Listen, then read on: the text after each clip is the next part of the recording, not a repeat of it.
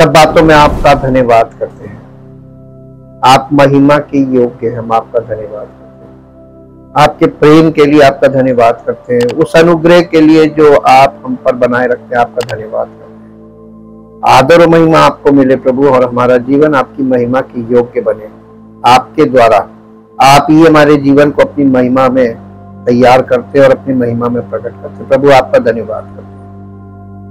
हम प्रभु आपके उपस्थिति में सब जमा हुए हैं, ताकि हम आपके वचनों को केवल सुनने वाले नहीं, इन वचनों को अपने जीवन में धारण करने वाले हों, अपने मन में धारण करें और अपने मन को आपके वचन के अनुसार चलने के लिए प्रशिक्षित करें, ताकि हमारा जीवन जयवंत और फलवंत हो सके और आपकी महिमा के योग्य हो सके। और सारी महिमा आपको मिले प्रभु हमारे जीवन से। धन्यवाद के साथ हम इस प्रार्थना को प्रभु यीशु मसीह के पवित्र नाम से मांगते हैं, आमीन। परमेश्वर का धन्यवाद करते हैं। वो अद्भुत युक्ति करने वाला है। परमेश्वर कार्य कैसे करता है? परमेश्वर कार्य कैसे करता है? जैसे बाबा लोग करते हैं, परमेश्वर कार्य करता है अपने वचन के द्वारा। आप पूरी बाइबल पढ़ लीजिए, एक जगह लिखा हुआ है कि परमेश्वर अपना वचन भेजकर हमें चंगा करता है, और बाकी जगहों में लिखा हुआ है कि परमेश्वर के वचन के द्वारा हमें उद्धार प्राप्त होता है। परमेश्वर के वचन के द्वारा हम नई सृष्टि बनते हैं। परमेश्वर के वचन के द्वारा हम नए सिरे से उत्पन्न होते हैं, यानी आत्मिक जन्म होता है। सब कार्य वचन के द्वारा। परमेश्वर कभी भी अंधविश्वासियों के लिए काम नहीं करता, बल्कि लोगों को अंधविश्वास में से निकालने का काम करता है। और पूरी दुनिया में मालूम क्या है? अंधविश्वास। वो विश्वास जिसकी ना कोई था है, ना कोई प्रमाण है और ना कोई सत्य है। परमेश्वर का वचन आरंभ से, सृष्टि के आरंभ से और नई सृष्टि के तक का, यानी उत्पत्ति से प्रकाशित वाक्य तक, जैसा लिखा है वैसे ही परमेश्वर कार्य करेगा। इसीलिए परमेश्वर ने हमें यह लिखित वचन दिया, ताकि हम परमेश्वर के वचन के अनुसार विश्वास करें। बाकी संसार में आपको विश्वास की कोई ना तो लिमिट है ना कुछ है। अब हम लोग जिस अध्ययन में, जिस दिशा में बढ़ रहे हैं, आपको ऐसी ऐसी जानकारी प्राप्त होगी जो आपको संसारिक तौर पर तो आप कभी प्राप्त कर ही नहीं पाएंगे, कभी नहीं प्राप्त कर पाएंगे। वचन इतना जबरदस्त हमको तैयार करता है। हम अपने अध्ययन की तरफ चलेंगे। आज हम देखेंगे कि आपके मन में जो लड़ाई है, आपके मन के अंदर आत्मिक युद्ध क्षेत्र, कल पता चला ना, हमारा मन आत्मिक युद्ध क्षेत्र है और यहीं पर आत्मिक युद्ध चलता है। आत्मिक युद्ध का मतलब परमेश्वर की आत्मा और बाकी सारी आत्माएं। अब आप आत्मा का अर्थ ही अभी नहीं समझते हैं।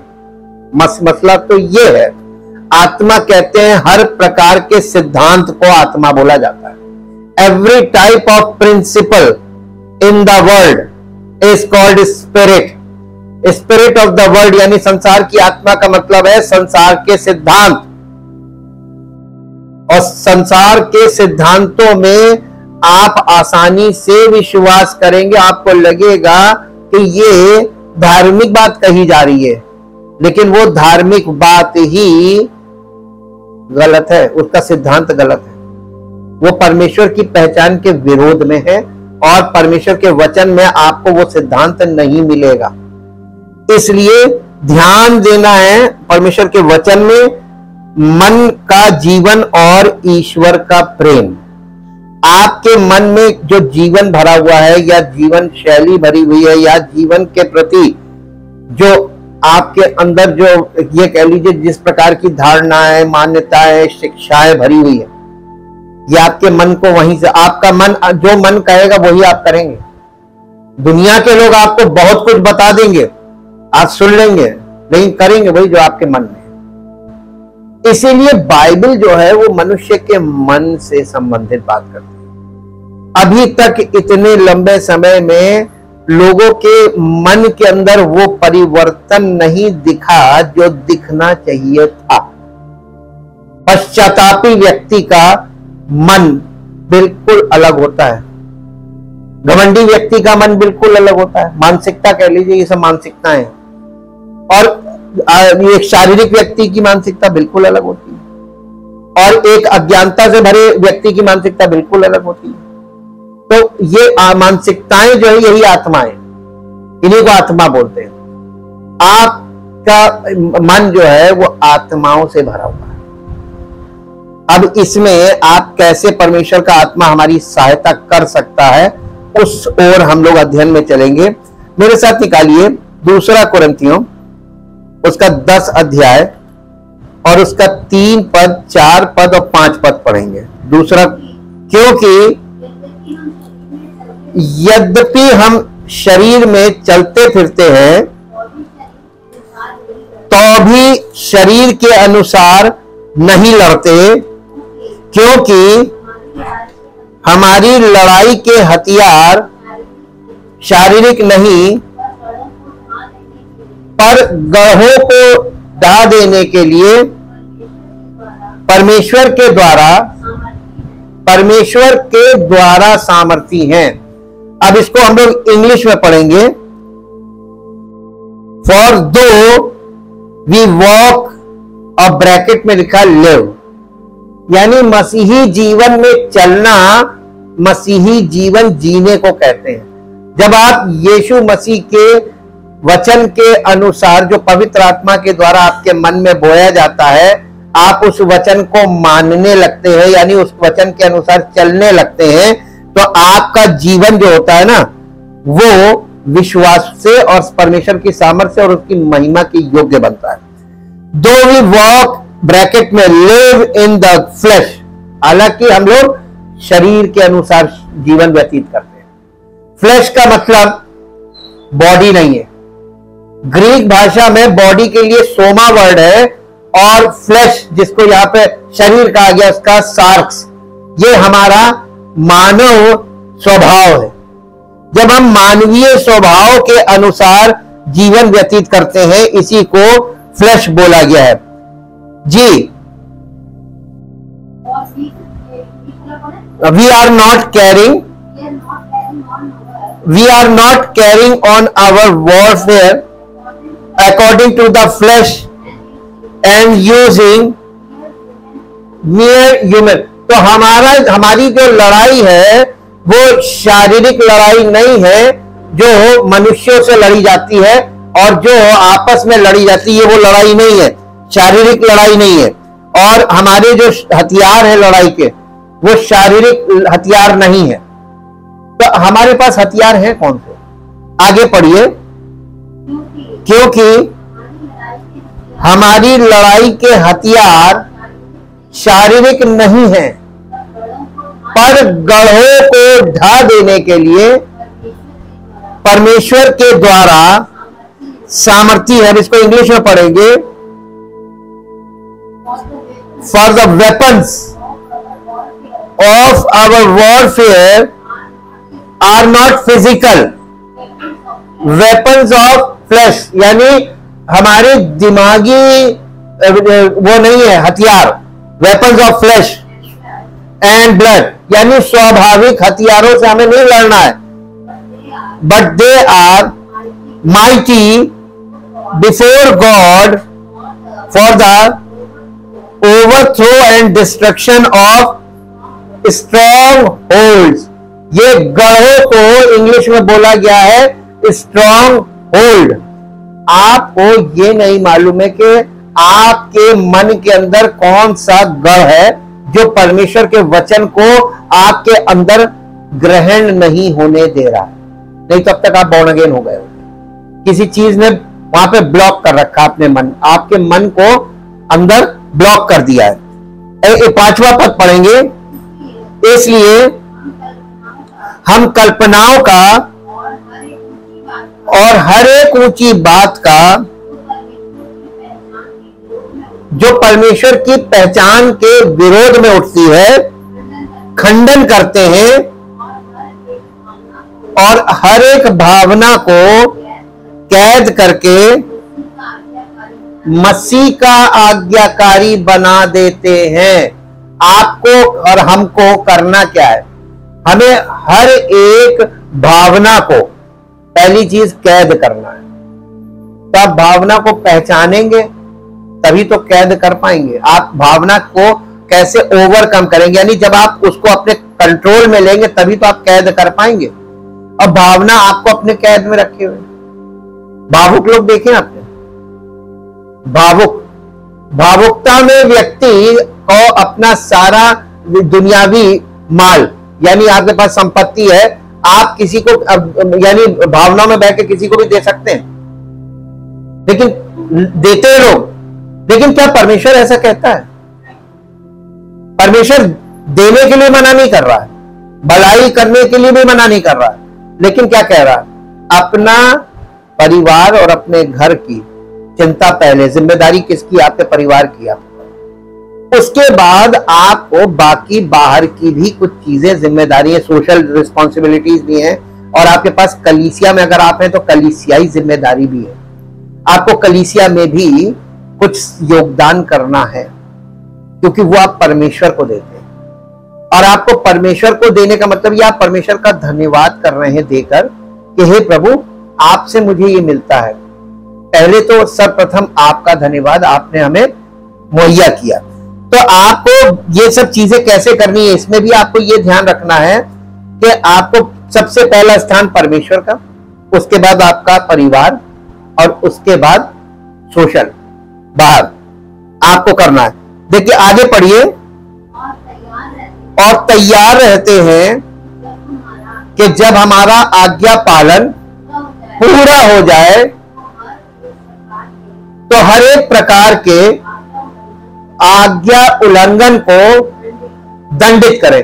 जब आप आज्ञाकारी बन जाएं तब हर एक उस अनाज्ञाकारिता को जो आपने की है उसको दंडित करने का काम करिए अपने जीवन। दूसरों के लिए नहीं बोला गया है, ये व्यक्तिगत बात है। और ये जो लड़ाई जिसकी हम बात कर रहे हैं, ये आपकी पर्सनल लड़ाई है, ये आपके मन के अंदर हो रही है। हर एक की अलग है, बाप की अलग है, बेटे की अलग है, बेटी की अलग है, हर एक की अलग अलग है। आपकी परिस्थिति, आपके मन के अंदर आपकी मनोदशा, ये आपकी व्यक्तिगत है कि नहीं?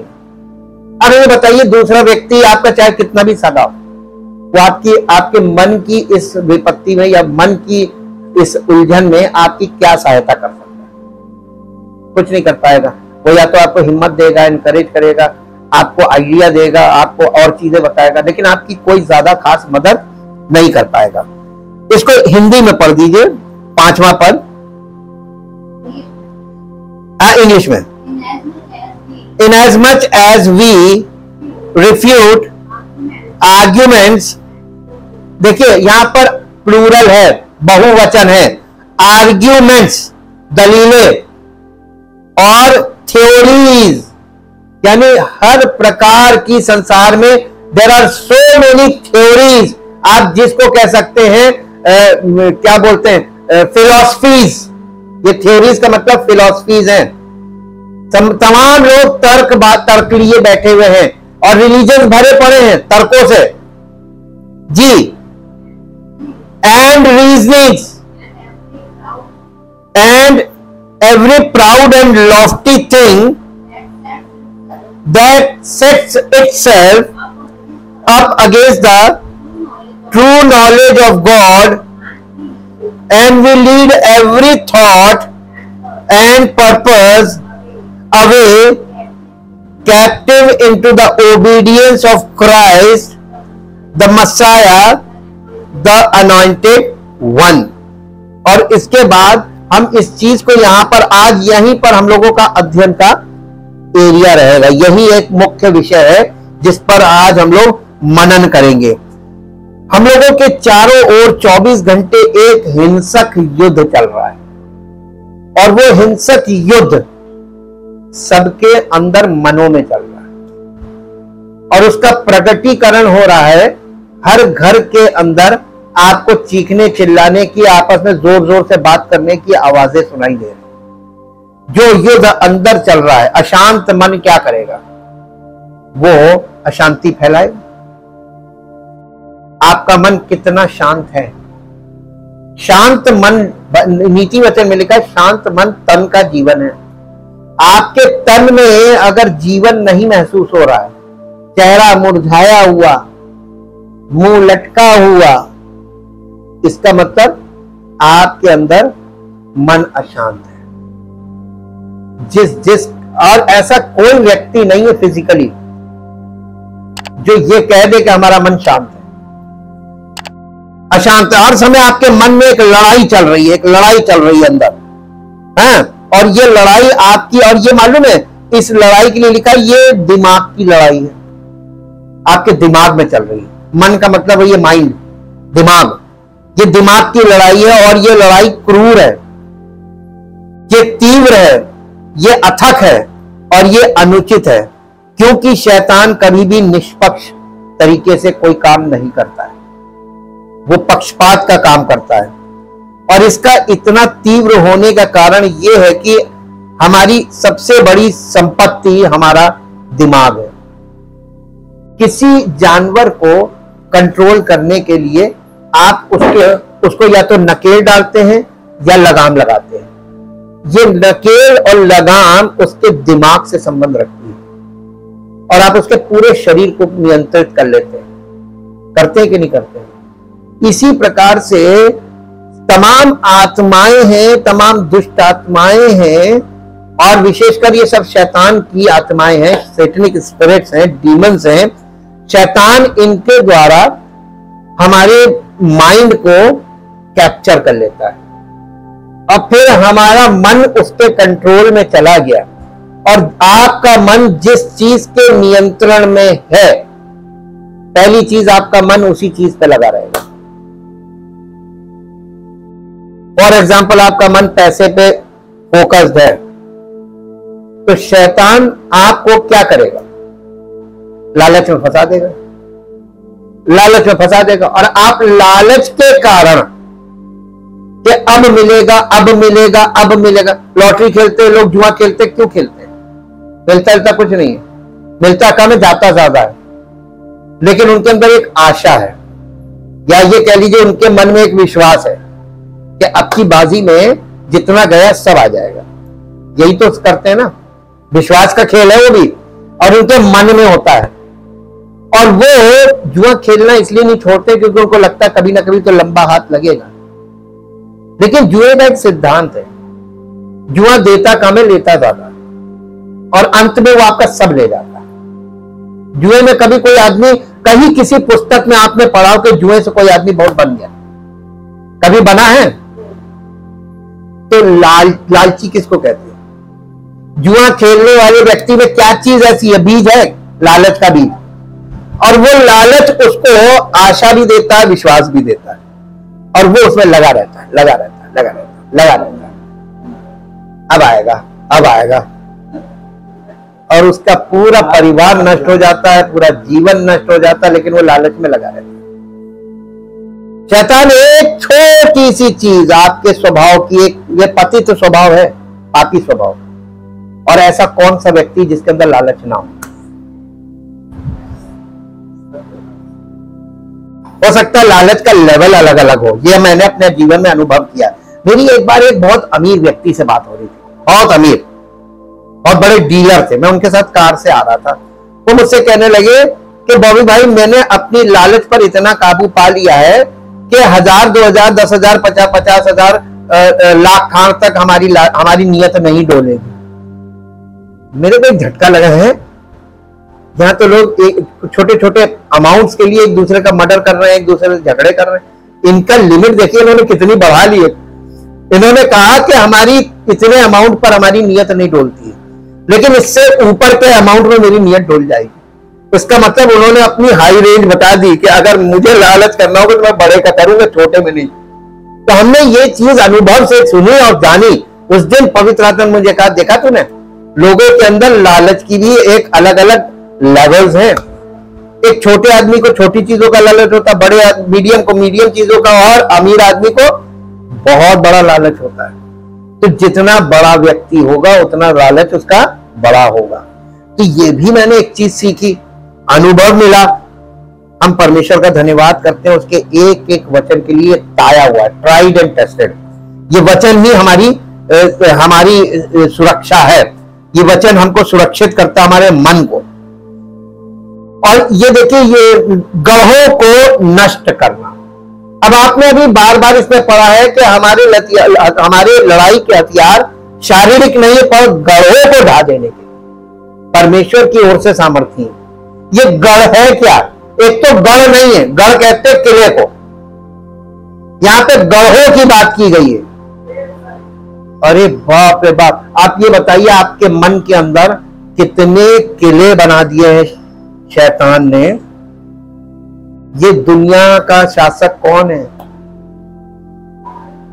और आपके जीवन में, आपके स्वभाव में, जो आपका मानवीय स्वभाव है, उसका नियंत्रण किसके हाथ में है? नहीं मालूम? और शैतान, ये नहीं, ये संसार की आत्मा, शैतान जो है बिहाइंड द सीन है। ये संसार की आत्मा लिखा हुआ है, फिर वर्ड आत्मा आया। उस संसार की आत्मा को हम खोलने जा रहे। पौलुस ने, पवित्र आत्मा ने पौलुस के द्वारा इस चीज को खोला। संसार की आत्मा का मतलब समझ लो पहले। संसार की आत्मा वर्ल्ड व्यूज है, और वर्ल्ड व्यूज को आप अभी आगे अध्ययन में जब देखेंगे, हालांकि बहुत टफ चीज है, लेकिन हम एक लेवल तक आपको समझाने की कोशिश करेंगे। आप खुद चाहें तो रिसर्च कर सकते हैं। मानसिक, ये मालूम है आपके मन में एक बीमारी है, और ये वचन में लिखा हुआ है। यिर्मयाह 17:9 में क्या कहा गया है? मन तो सब वस्तुओं से अधिक धोखा देने वाला है, उसमें एक असाध्य रोग लगा है। कहां? किसके? मनुष्यों के, सबके मन में। और ये मानसिक रोग कहेंगे कि नहीं? मन के रोग को आप क्या बोलते हैं? Mental disease. और ये एक्चुअली मेंटल डिसऑर्डर है। डिसऑर्डर का मतलब मालूम क्या है? एक चीज ऑर्डर में काम करती है, और जब उसका काम करने का, वो करना कुछ है, कर कुछ रही, बोलना कुछ है, बोल कुछ रही है, बोल कुछ रही है, कर कुछ रही है, सोच कुछ रही है, और कुछ, यानी सब चीजें अलग, डिसऑर्डर। तो इसका मतलब यह है कि वहां पर अव्यवस्था फैल गई। जितनी मानसिक बीमारियां हैं, ये एक्चुअली इनको डिजीज नहीं बोलते, इनको डिसऑर्डर्स बोलते हैं। और ये डिसऑर्डर्स क्यों हो गए? कुछ गड़बड़ी हुई सर्किट में, तो सर्किट सही तरीके से काम नहीं कर रहा है, इसलिए डिसऑर्डर हो गया। ये इसीलिए इसको मानसिक बीमारी कहते हैं। देखिए, जब लोग परमेश्वर को सुनने में असमर्थ होते हैं क्योंकि उनका मन टूटा हुआ होता है, और वे परमेश्वर से जुड़ना चाहते हुए भी परमेश्वर से जुड़ नहीं पाते हैं, तो कैसा लगता है? और जो भी अपने मन को प्रभावित करता है, वो आपको प्रभावित करता है। जो आपके मन को प्रभावित करता है, वही आपको प्रभावित करता है। आपको दूसरों की बोली प्रभावित करती है कि नहीं करती? खास तौर से जब वो आपको ये बोले कि अरे आओ हम तुमको ये चीज दिला देंगे, तो आपके अंदर तुरंत इफेक्ट आता है, यार चलो इसी के साथ चले चलते हैं, दिला देगा। आपने बड़ी जल्दी से विश्वास कर लिया, और आपके अंदर खुशी के भावना आ जाती है, अरे आज तो काम बन गया। यही आपकी मानसिक बीमारी है कि नहीं? और आप बड़ी जल्दी से उसके पीछे बलि का बकरा बन के चल देते हैं, और आप परमेश्वर से जुड़ नहीं पाते। जुड़ना तो चाहते, जुड़ नहीं पाते, और इसलिए आपके, जो आपके मन को प्रभावित करता है, वो आपको प्रभावित करे। इसलिए सबसे महत्वपूर्ण चीजों में से एक जो हमें सीखने और दूसरों को सिखाने की जरूरत है, वो है अपने मन की रक्षा करना। नीति वचन में क्या लिखा है? सबसे अधिक अपने तन की रक्षा कर, धन की रक्षा करके मन की रक्षा कर। तन और धन दोनों को बचाने के लिए, तन तो तभी है जब तक आपका मन व्यवस्थित है, तभी तक तन व्यवस्थित है, और जब तन व्यवस्थित है और मन व्यवस्थित, तभी तक धन भी आपका सुरक्षित है। लेकिन आपका मन ही, अब मान लीजिए कोई व्यक्ति मेंटली डिसऑर्डर्ड हो जाए, जिसे लोग कहते हैं सनक गया, पागल हो गया, उसके लिए ना तो उसको अपने तन की सुधि रहेगी, ना अपना धन की सुधि गया। तन और धन तो दोनों बर्बाद हो जाएगा जब आपका मन व्यवस्थित नहीं होगा। क्या चीज ज्यादा जरूरी है? जीवन का स्रोत कहां है? जीवन का स्रोत कहां है बाइबल के अनुसार? हमारा मन। और जीवन ही आपका सही नहीं होगा तो बाकी चीजें तो आपकी आई और गई हो गया। परमेश्वर देता सबको है और जितनी जरूरत है उतनी सबको मिलती है। अब देखिए, हमें अपने मन को मजबूत बनाना और उसे रिन्यू करना है, नवीनीकृत, इसको नया बनाना है, क्योंकि पाप के लिए लड़ाई हमेशा मन से शुरू होती है। आपके देखिए, यीशु मसीह ने पाप को हरा दिया और यीशु जब आप कलीसिया में आए तो पवित्र आत्मा वचनों के द्वारा मसीह का मन आपके अंदर पैदा कर रहा है। बॉर्न अगेन का मतलब मसीह का मन हमारे अंदर पैदा हो जाना। ये एक तरीके से कह लीजिए यीशु मसीह का हमारे मन में जन्म लेना। हम लोग ये गीत गाते हैं ना, जिसके मन में तू जन्म ले अविनाशी आनंद से भर दे। जिसके मन में तू, यीशु मसीह कहां जन्म लेगा? ये व्यक्तिगत जन्म है आपके मन में, और इसी को कहते हैं बॉर्न अगेन। बॉर्न अगेन का मतलब आपके अंदर मसीह का जन्म हो जाना। जिसके मन में तू जन्म ले अविनाशी आनंद से भर दे। तो आपका जीवन एक ऐसे आनंद से भर जाएगा कि आपके पास कुछ नहीं है तब भी आपका मन, आप उत्सव मना रहे हैं। उत्सव पैसों से थोड़ी ना मनाया जाता, उत्सव तो मन में खुशी भर जाए उत्सव। पवित्र शास्त्र में ऐसे कई अंश है जिन पर हम इस अध्ययन के समय मनन करेंगे, विचार करेंगे। और इसलिए आज हम दूसरा कुरिन्थियों 10 अध्याय के 3 से 5 को, यद्यपि हम शरीर में चलते हैं, हम शरीर के अनुसार युद्ध नहीं करते। दूसरे शब्दों में, हम कवच से नहीं लड़ते हैं। ये शरीर क्या है? ये कवच है। आप शरीर से शरीर लड़ रहा है तो आप कवच लड़ रहे हैं, जो खोल लड़ रहे हैं, और उसके अंदर जो बैठा हुआ है, जहां असली लड़ाई होनी है, वहां पर तो सब बेकार हो रहा है। कवच से नहीं लड़ते। और शरीर के अनुसार दूसरे शब्दों में, हम कवच से नहीं लड़ते हैं, हम राजनीति से नहीं लड़ते हैं, हम पैसे से नहीं लड़ते हैं, हम सभी मानवीय तरीकों से नहीं लड़ते हैं, क्योंकि हमारे युद्ध के हथियार शारीरिक नहीं है, बल्कि गढ़ों को नष्ट करने के लिए ईश्वरीय शक्ति रखते हैं।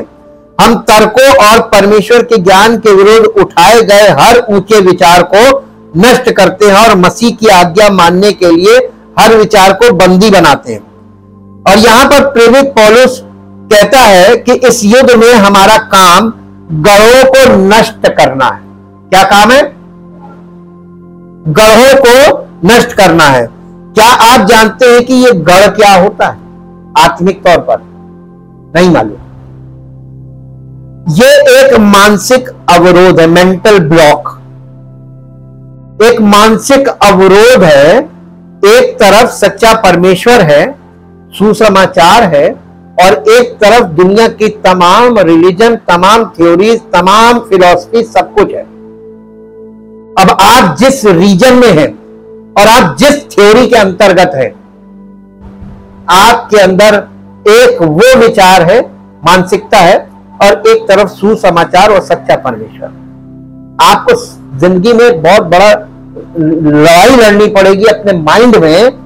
ये स्पिरिचुअल वॉरफेयर है, ताकि आप उस सच्चे परमेश्वर तक पहुंच जाएं।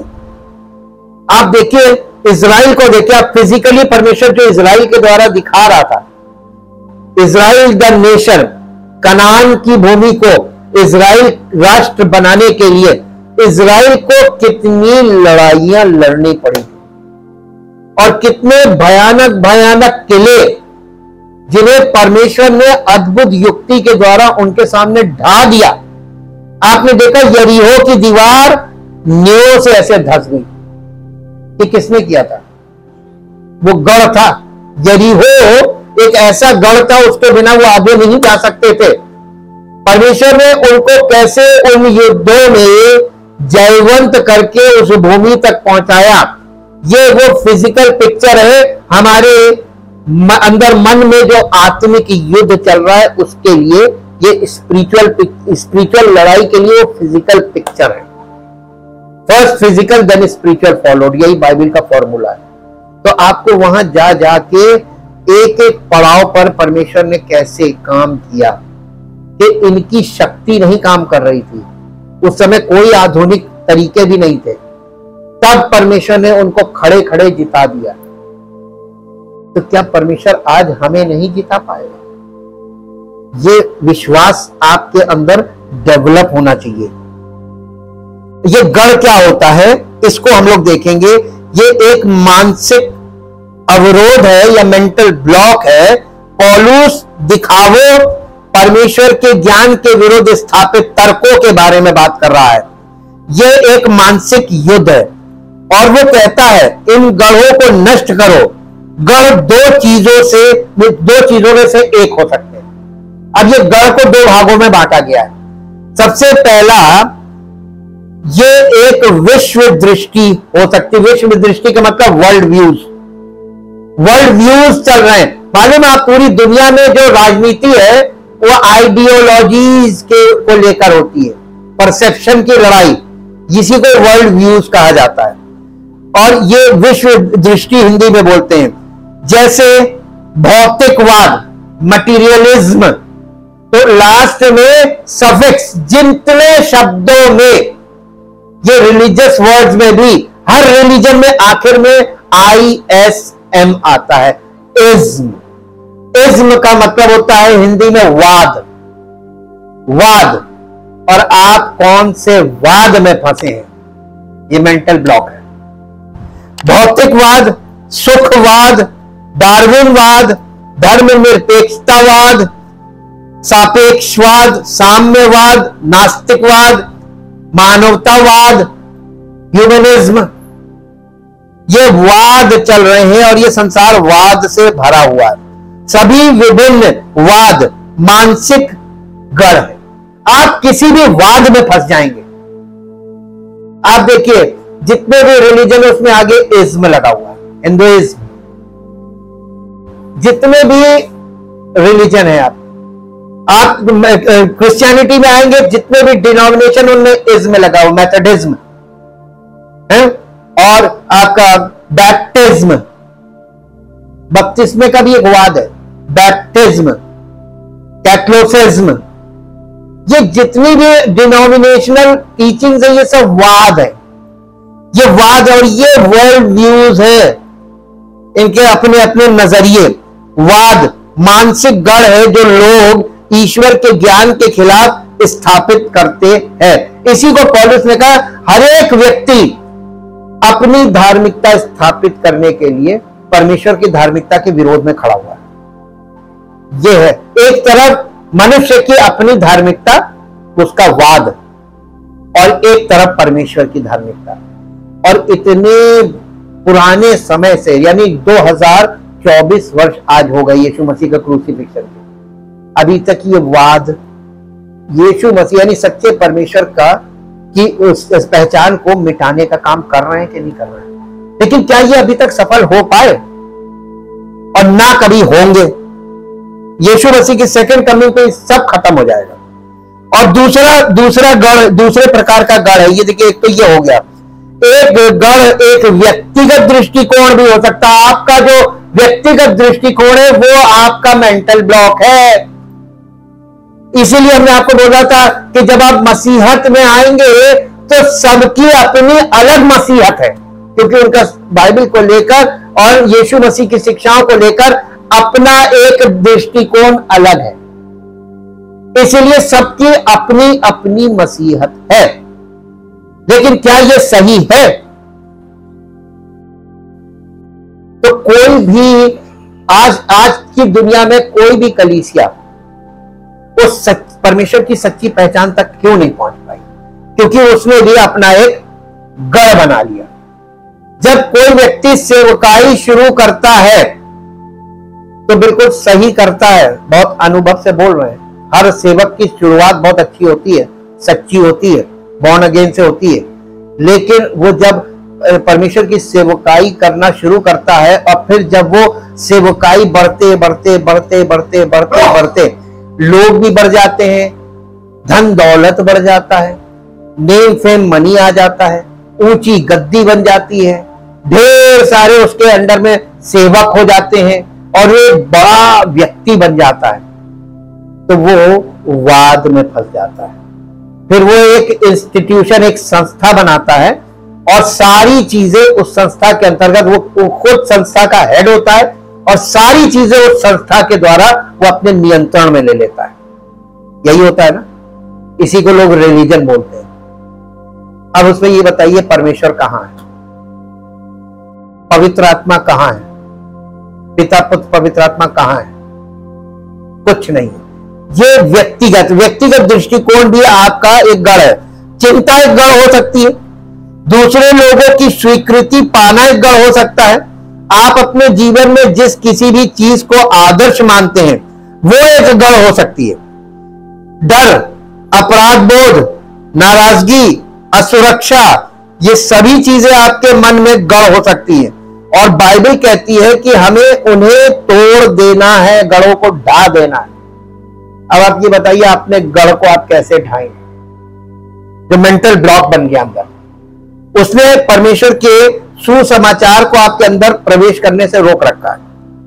हर विचार को बंदी बनाना। अब हम इस अंश के सबसे आखिरी वाक्य पर गौर करें। हर विचार को मसीह की आज्ञा मानने के लिए बंदी बना ले। हर विचार को बंदी बना ले। यहां पर यूनानी शब्द यानी ग्रीक में जो वर्ड है वो है एक्समालोटिजो, जिसका अर्थ है नियंत्रित करना, जीतना, अधीनता में लाना। हम बंदी बनाते हैं, हम इसे अधीन बनाते हैं। हर विचार मसीह के प्रति आज्ञाकारी है, इसे आज्ञाकारी बना दे। अब आज्ञाकारी के लिए जो ग्रीक में वर्ड है हुपाकोए का अर्थ है आज्ञाकारिता में लाना, यानी नियंत्रण में लाना। लेकिन आप ऐसा कैसे कर सकते हैं और आप दूसरों को ऐसा करना कैसे सिखाएंगे? अपने मन को कैसे अपने मन पर कैसे ध्यान रखें? और मन जो है वो हमेशा ध्यान केंद्रित नहीं करता है। ये अक्सर अवाज्ञाकारी होता है, यानी अनाज्ञाकारी होता है। आपका मन या किसी का भी मन हमेशा अनाज्ञाकारी होता है। पूछिए क्यों? क्योंकि आपका पतित स्वभाव, पापी स्वभाव, वहां पे आज्ञाकारिता है ही नहीं। तो आपके स्वभाव में जो बिल्ट इन आपके पास आ रहा है, आपके डीएनए में, वो अनाज्ञाकारिता आ रही है। और अनाज्ञाकारिता है क्योंकि आदम से आ रही ना। ये अक्सर आपको बहुत विद्रोही बनाता है। ये एक अलग दिशा में जाना चाहता है, आपका मन, आपके विचार। जब मैं एक निश्चित तरीके से सोचना चाहता हूं तो हमारा मन दूसरी दिशा में जाना चाहता है। जब मुझे विचार करने की जरूरत होती है तो ये भटकना चाहता है। जब मुझे प्रार्थना की जरूरत होती है तो मेरे विचार बह जाना चाहते हैं। पाप के लिए लड़ाई हमेशा मन से ही शुरू होती है, आपके मन में पहले होगी। रोमियो की पुस्तक 7 अध्याय और उसका 19 पद पढ़िए। क्योंकि जिस अच्छे काम की मैं इच्छा करता हूं वो तो नहीं करता, परंतु जिस बुराई की इच्छा नहीं करता हूं वही किया करता हूं। अतः यदि मैं वही करता हूं जिसकी इच्छा नहीं करता, तो उसका करने वाला मैं नहीं, परंतु आपके अंदर कौन है? साक्ष का मतलब हमारा वही पतित मानवीय स्वभाव, पापी स्वभाव, वो आपका है। और वो क्या करवाता है? आप परमेश्वर की इच्छा पे चलना चाहेंगे, वो आपको रोकेगा। कब तक? जब तक आप निर्बल होंगे। और अगर परमेश्वर की आत्मा और वचन के द्वारा आप जयवंत हो गए, उस पर नियंत्रण कर लिया, तब किसकी चलेगी? तब पवित्र आत्मा के नेतृत्व में आप जयवंत हो गए अपने ही जीवन में। इसी को जयवंत जीवन बोलते हैं। एक्चुअल में इसी को मसीही जीवन बोलते हैं। क्या चाहते हैं कि आपका जीवन ऐसा हो जाए? देखिए, दुनिया जीत लीजिए, आप खुद से हार जाएंगे। आप दुनिया से जीत लेंगे, लेकिन आप अपने परिवार में, अपने बच्चों से, अपने आप से हारेंगे। हारेंगे कि नहीं हारेंगे? तो आपकी हार तो आपके घर के अंदर है और व्यक्तिगत तौर पे देखें तो आपकी हार आपके व्यक्तित्व में है, और आपका व्यक्तित्व हारता है, परमेश्वर कभी नहीं हारता। परमेश्वर हमको किस प्रकार जयवंत करना चाहते हैं ये सीखिए। 7 अध्याय का 24 पद पढ़िए, रोमियो 7 का 24।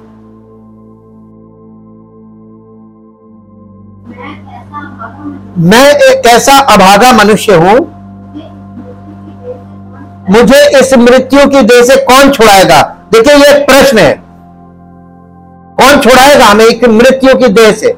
ये पापी स्वभाव जो हमारी देह में है, ये पौलुस यहां पर इस सच्चाई को रख रहा है। सच तो ये है कि आज हमारे पास इतने सारे जो मसीही लोग आपको दिखाई दे रहे हैं, उनके जीवन में क्या परमेश्वर की सामर्थ का प्रभाव दिखता है? नहीं दिखता ना। अप्रभावी मसीही लोग जो है वो लोगों के लिए ठोकर का कारण है, क्योंकि वो नहीं जानते कि मन की लड़ाई कैसे लड़नी है। और मैं इसके लिए अपने जैसे सेवकों को भी दोषी ठहराता हूं। हमें अपने लोगों को यह सिखाने में अधिक समय बिताना चाहिए कि मन की लड़ाई कैसे लड़नी है। आपको लोगों को परमेश्वर के वचन से आत्मिक युद्ध के लिए प्रिपेयर करना है। एक मसीही व्यक्ति जो होता है वो एक अच्छा योद्धा होना चाहिए। जैसे कि आप फिजिकली जाके देखिए कि यहूदी अगर है और योद्धा नहीं है तो वो यहूदी नहीं है। आप देखिए इजराइलियों में, इजराइल में वहां का हर नागरिक मिलिट्री की ट्रेनिंग करता है, चाहे वो लड़की हो चाहे लड़का हो। हर नागरिक वहां का योद्धा है फिजिकली। तो कलीसिया में हर विश्वासी क्या होना चाहिए? आत्मिक योद्धा होना चाहिए कि नहीं होना चाहिए? तभी वो जयवंत मसीही बनेगा कि नहीं बनेगा। लेकिन आज क्या सिखा रहे? रिलीजन बना दिया, धर्म कर्म लेके खड़े हुए हैं और सच्चाई को अधर्म से दबा रहे हैं। अधर्म क्या है? ये जो धार्मिक विधियां चला रहे हैं, ये अधर्म है, अनराइचियसनेस है ये, और इसके द्वारा सत्य को दबाया जा रहा है। अपने मन की लड़ाई जीतने के लिए हम 4 सिद्धांत आज देखेंगे।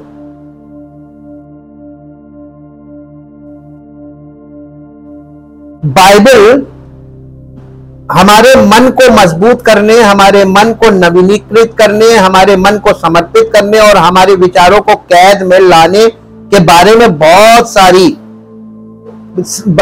इसके अंदर बहुत ढेर सारी वर्सेस मिलेंगी आपको, बहुत सामग्री है। परमेश्वर के वचन में कम से कम 100 सिद्धांत है जो इस बात से संबंधित है कि हमें अपने मन के साथ क्या क्या करना चाहिए। जैसा कि आपका मन आपकी सबसे बड़ी संपत्ति है, ये आपकी जीवन है, ये समझ लीजिए। और इसलिए हम लोग कुछ 4 सिद्धांत इसमें देखेंगे। अनेक सिद्धांत है लेकिन हम 4 पर मनन करेंगे और ये खुद भी इसको फॉलो करेंगे, और ताकि हमारे जीवन से प्रेरित होकर दूसरा भी फॉलो करे।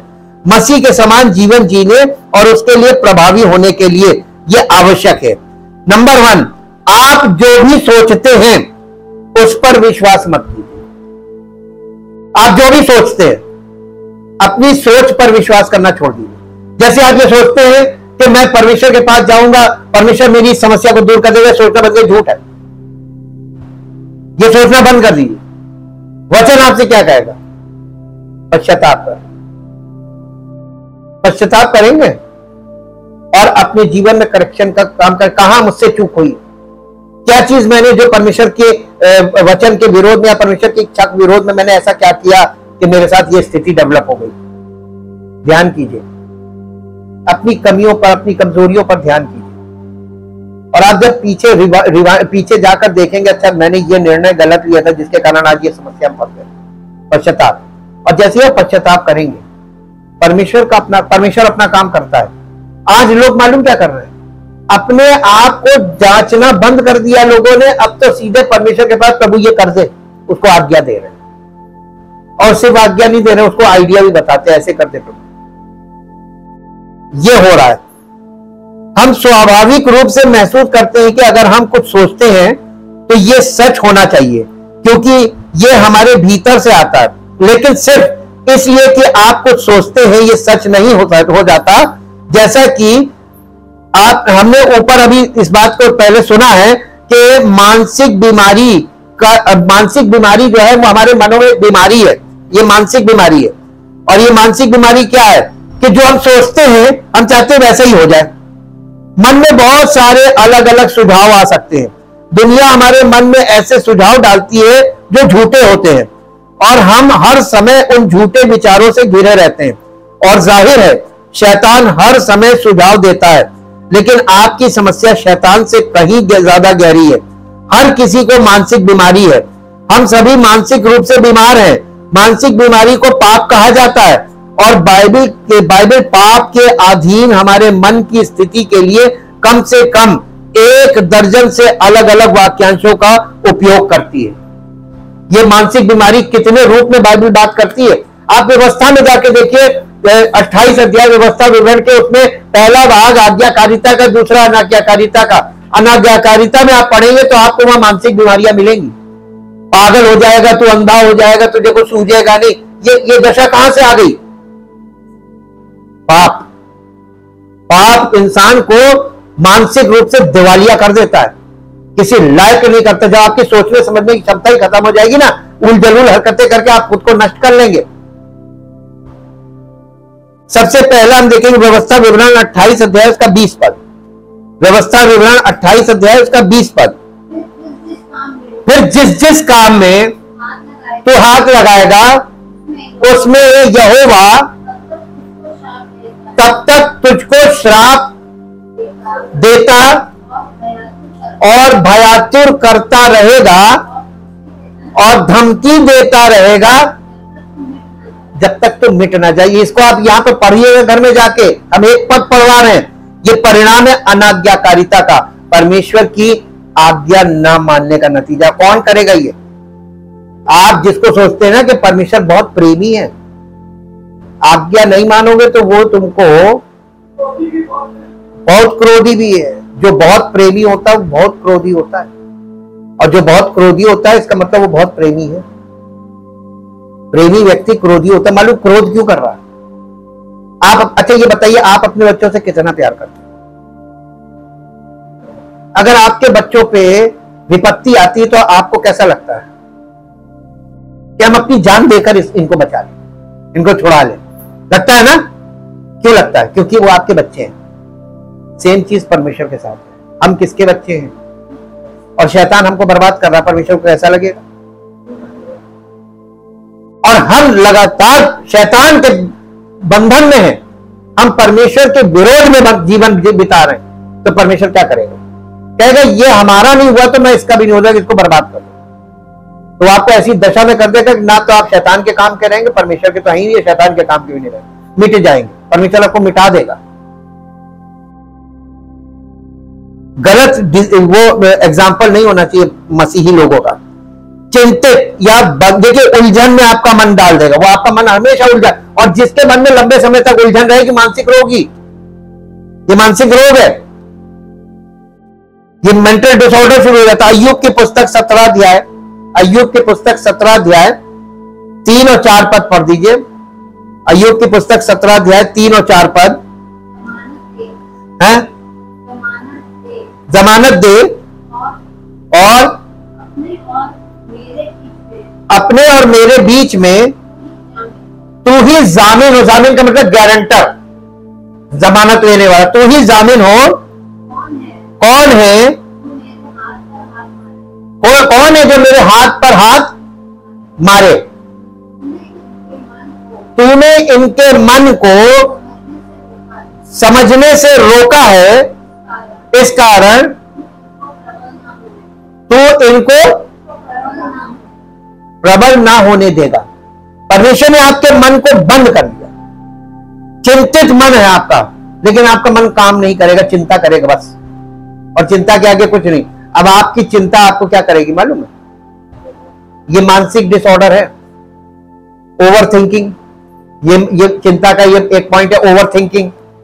उसके बाद मालूम क्या? ओवर थिंकिंग से आपका माइंड जो है वो सोते में भी वैसे ही थिंकिंग करता रहेगा, और आपकी मानसिक दशा बहुत बुरी तरीके से बिगड़ जाएगी, और फिर आपको वहम होने लगेंगे। ये शुरुआत हो जाती है। और आज के युग में और आने वाले युग में बता रहे हैं, आने वाले समय में बहुत जल्दी हर मेडिकल साइंस में, हर जगह मेडिकल कॉलेज ले लीजिए, पीजीआई ले लीजिए, हर जगह मानसिक विभाग बहुत बड़े बन रहे हैं। सरकार पहले से तैयारी कर रही है। भयानक स्थिति आ रही है। आज एक्सीडेंट्स क्यों हो रहे बहुत ज्यादा?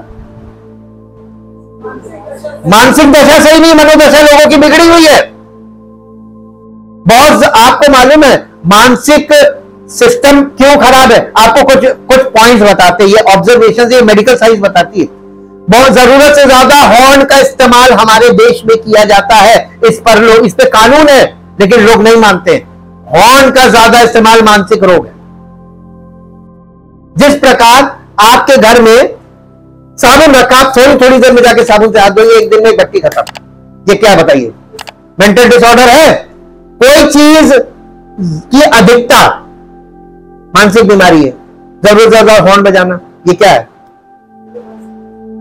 बात बात पे झगड़ा करने लगना है ना मानसिक। आपको चारों तरफ में मिलेगा, कहां नहीं है? क्यों है?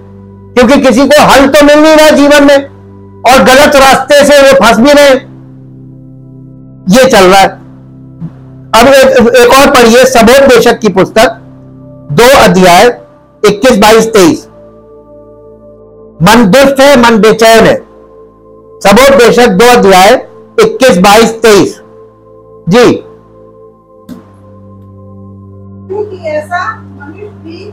क्योंकि ऐसा मनुष्य भी है जिसका कार्य परिश्रम और बुद्धि और ज्ञान से होता है, जिसका कार्य परिश्रम बुद्धि और ज्ञान से होता है और सफल भी होता है, तो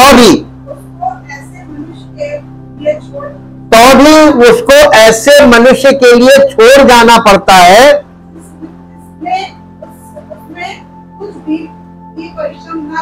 जिसने उसमें कोई भी परिश्रम नहीं किया। आपने इतनी अच्छी कमाई करी, सब कुछ कमाया, खूब बढ़िया धन बनाया, और आपको उसके लिए छोड़ के जाना पड़ रहा है जिसने उसमें कोई योगदान नहीं किया। मेहनत आपने की, किसको दिया? अब ये क्या है? आगे पढ़िए 21, 22 और 23। ये भी व्यर्थ और बहुत ही बुरा है। ये भी व्यर्थ और बहुत बुरा है। मनुष्य जो सूरज के नीचे मन लगा लगा कर परिश्रम करता है, उससे उसको क्या लाभ मिलता है? आप उसका सारा परिश्रम उसके लिए चला गया, जो आपने कमा के रखा उनको दे दिया, अब वो उसका दुरुपयोग करेंगे तो आप दोषी माने जाएंगे कि नहीं?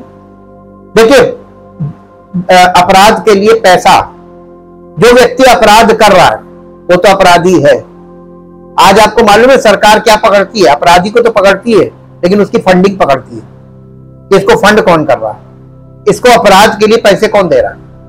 आपने धन कमा कर रखा और आप चले गए, आपने अपने बच्चों के लिए छोड़ दिया और आपके बच्चों ने उस धन से अपराध किया, गलत दुरुपयोग किया, तो उसका दोषी कौन हुआ?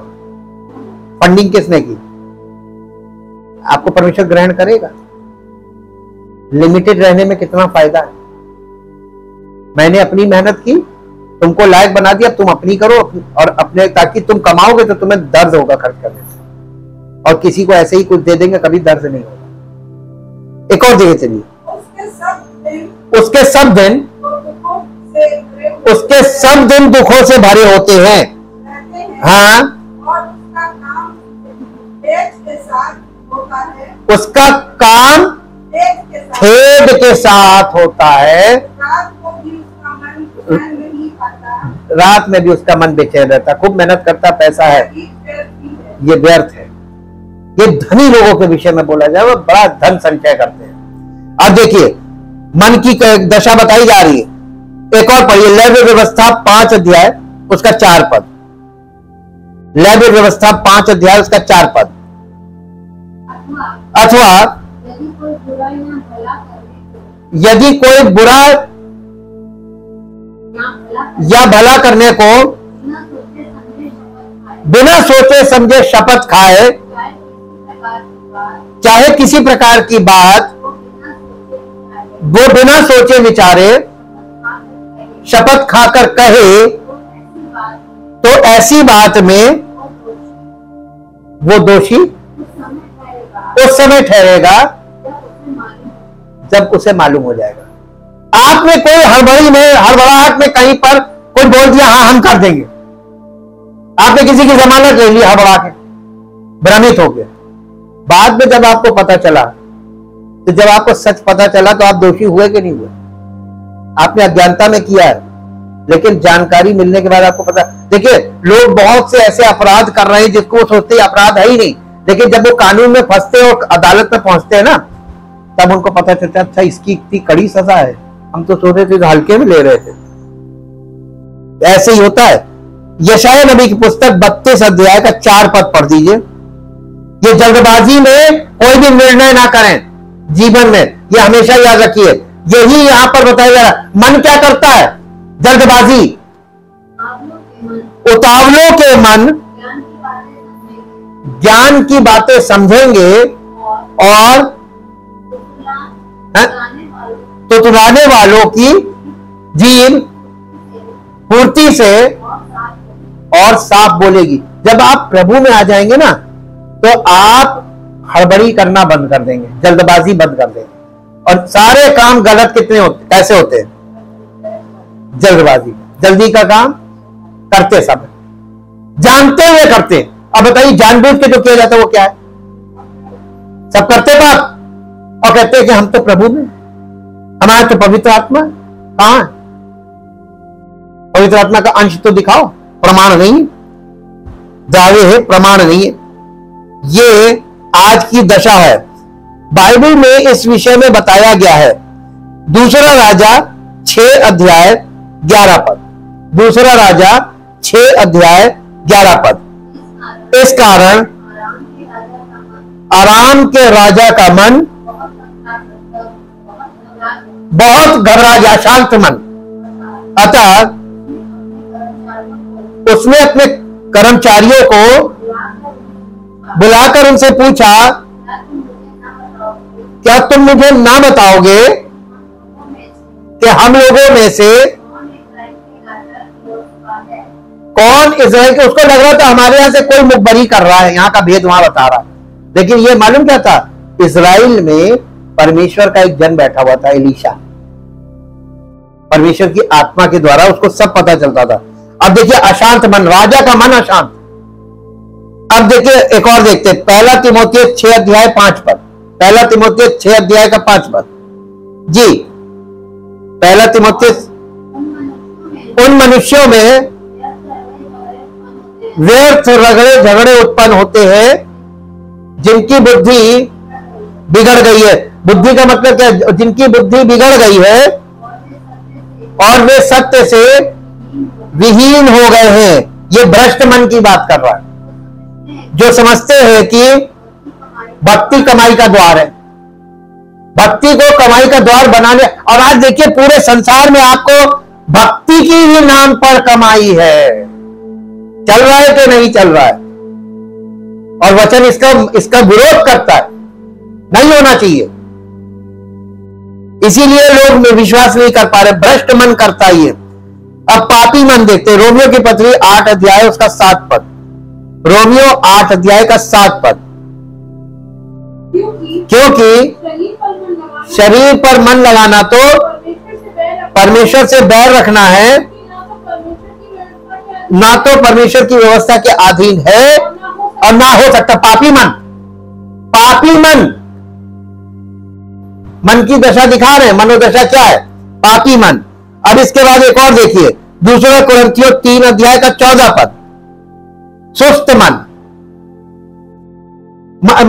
सुस्त मानसिकता वाले लोग देखिए, सुस्त मन वाले 10 साल तक आप वचन सुनाएंगे, 10 साल बाद हाँ अब मुझे समझ में, इतने समय से आप बता रहे थे, बताइए, रोज सुनते थे, समझ ही नहीं आ रहा। सुस्त मन, परंतु वे मतिमंद हो गए। ये परमेश्वर इन चीजों को डील कर चुका है 2000 साल तक, और 2000 साल से ऊपर तो अभी हो गया, क्योंकि आज तक पुराना नियम पढ़ते समय उनके हृदयों पर वही पर्दा पड़ा हुआ है, वो मसीह में उठ जाता, मालूम में लिखा हुआ है। आज तक कोई मसीह में घुसा ही नहीं, कोई बॉर्न अगेन हुआ ही नहीं। मसीह में का मतलब born again, start from born again. क्यों नहीं उनको आज तक वो पर्दा उठा? बॉर्न अगेन नहीं हुए, मसीह में उठता है वो पर्दा, ये सुस्त मन है। मति मंद का मतलब स्लो ऑफ माइंड। परमेश्वर के वचन को लगातार 10 साल तक सुनते रहे और एकदम से 10 साल के बाद उनको झटका है, अरे आप इतने समय सुना रहे थे, काश मैंने पहले विश्वास कर लिया तो पहले समझ में। नहीं, सुस्त मन। जिसका मन सुस्त होता है उसका जीवन सुस्त होता है। और मालूम है, अब आपको सुस्त मन पे बताते हैं। जब जो हमारी एयरफोर्स है उसमें जो कमांडो लोग जो जेट पे जाते हैं बमबारी करने, आपको मालूम है जेट की स्पीड कितनी होती है? अरे आजकल टीवी पे बराबर बताते हैं, जेट स्पीड्स बताते हैं। ये मैक, उनकी स्पीड को मैक में करते हैं कि इतने मैक की स्पीड। लेकिन आप इस तरीके से आसानी से समझिए कि मान लीजिए 2000 किलोमीटर प्रति घंटे की स्पीड से वो जहाज उड़ रहा है, उसको बम गिराना यहां पे है और स्पीड 2000 की है। जहां बम गिराना, जिस स्पॉट पे आप 2000 की स्पीड से चल रहे हैं और आपको एग्जैक्ट पॉइंट पे बम गिराना है, तो आपको इस दिमाग से कितनी तेजी से इसको तैयार करना होगा कि हमें कहां पे बम गिराने के लिए बटन दबाना होगा, कितनी स्पीड में आपको सोचना पड़ेगा। इसलिए वहां तक पहुंचने वाले लोग बहुत स्पीड में निर्णय लेने वाले लोग होते हैं। अगर आप जैसे लोगों को वहां पर बैठा दिया जाए लड़ाई के जहाज में, बम तो नहीं फटेगा, आप जरूर फट जाएंगे, क्योंकि इतने सुस्त है। अच्छा, मानसिक दशा है ये, मनोदशा की बात कर रहे हैं। ये है सुस्त मन। अब देखिए 2 कुरिन्थियों 4 अध्याय 4 पद, 2 कुरिन्थियों 4 अध्याय, और उन अविश्वासियों के लिए जिनकी बुद्धि इस संसार के ईश्वर ने क्या चीज अंधी कर दी है? आंखें नहीं, आपके बुद्धि को ही उसने अंधा कर दिया। ब्लाइंड माइंड यानी अंधा मन, ताकि मसीह जो परमेश्वर का प्रतिरूप है उसके तेजों में सुसमाचार का प्रकाश उन पर ना चमके। मेंटल ब्लॉक, ये सब आपके मन के अंदर समस्याएं हैं। क्यों नहीं वचन आपके जीवन में काम कर पा रहा है? और फिर भ्रष्ट मन देख लीजिए 2 तीमुथियुस 3 अध्याय का 8 पद, 2 तीमुथियुस 3 अध्याय 8 पद।